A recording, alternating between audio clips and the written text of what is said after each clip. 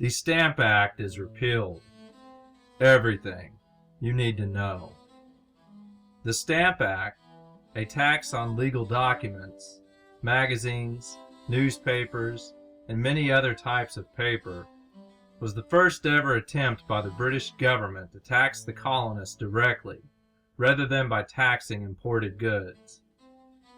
While the reactions of the average citizen to the Stamp Act were extreme and often violent, colonial leaders took a more diplomatic approach to protesting the unpopular law.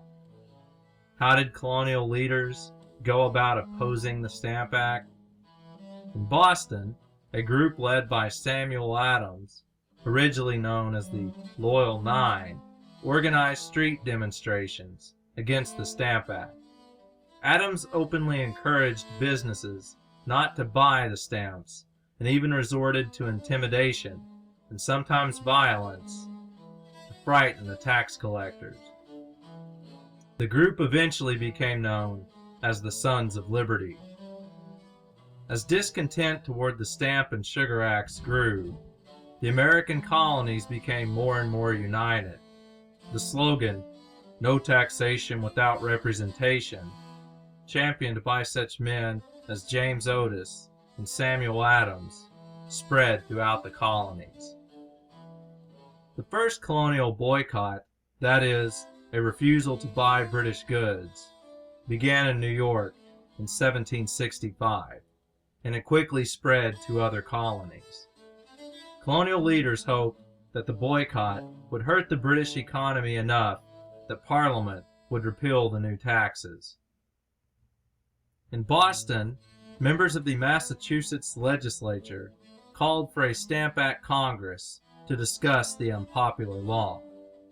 9 colonies attended the Stamp Act Congress in New York, where they issued the Declaration of Rights and Grievances, stating that the law violated their rights as English citizens.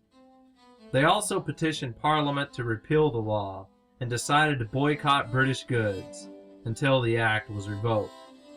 This vital step pulled the American colonies even closer together.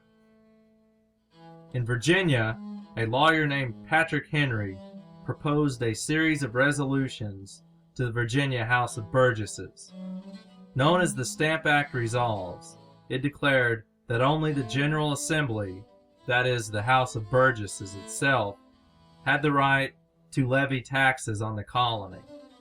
It also stated that Britain's actions with the Stamp Act were a threat to American and British freedom.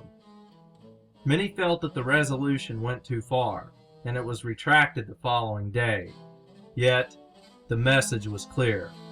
The colonies objected to direct British rule. Due to the extreme actions of colonial citizens, not a single stamp collector was in business on November the 1st, 1765, the day the Stamp Act was to take effect. In London, merchants petitioned Parliament to repeal the Stamp Act due to the crippling impact of the boycott.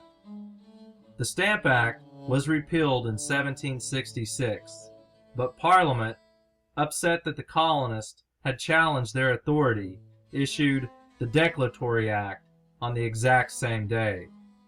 The Declaratory Act stated that Parliament had the power to make laws for the colonies in all cases whatsoever. While the new act had no direct impact on the colonies at all, the message of Parliament was also clear. King George III and Parliament objected to the acts of American insubordination.